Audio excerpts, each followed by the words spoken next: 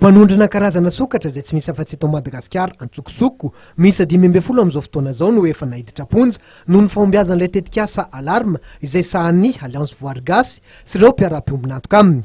Raha pitsy tokoa dia ho tsaraina ireo olona misa 3 saika hanondrana sokatra raharaha misa 5 izay ahitana zandary, consultant international ary olon-tsotra.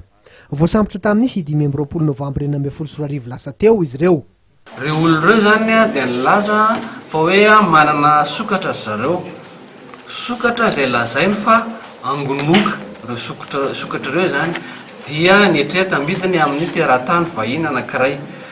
Rehefa natao moa zany ny fisamboran'ny olon'ireo tamin'ny 25 Desambra teo izay nataony zandarimeripirenena ao ankady lalana dia tratra tamin'izay ilay olona anankitelo. Ary rehefa nojereva ilay sokatra dia tsy sokatra angonoka akory ilay izy fa sokatra raharaha. Zany hoe ireo olon'ireo zany dia nieritreritra nanongana sokatra antsokosoko mbola nieritreritra koa mbola hamitaka an'ilay olona nividy an'ireo sokatra ireo. Nanamafy ny Alliance Voarigasy fa tokony homena sazy fitaratra ireo mpanondrana harem-pirenena antsokosoko. Ny andiam-biby sy ny zava-maniry izay naolany tamingana dia hita zany ao amin'ny andalana faha-30 izay milaza mazava tsara fa ireo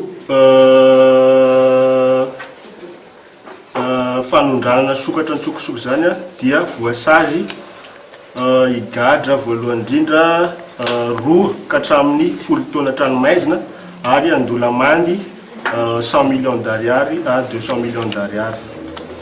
Ary manaraka an'izay koa ny faniriany AVG moa zany araka ny izay efa resana isan'andro any mba ampiarana ny lalàna io amin'izay mba ohatra amin'izay mbola miteanao ny fanondranana antsokosoko harem-pirenena io. Tao anatin'izay 5 volana nisian'ny tetikasa alarma izay dia nilaza ny AVG fa nahafa-po ny vokatra azo hatreto izay tsy totosa raha tsy nisy ny fandraisana andraikitra avy amin'ny ministeran'ny fitsarana, ny tontolo iainana ary ny sekretera-panjakana amisahana ny zandarimary. Mieritreritra niditra amin'ny fiarovana karazam-biby sy zavaboary hafa indray ny AVG aoriana kely.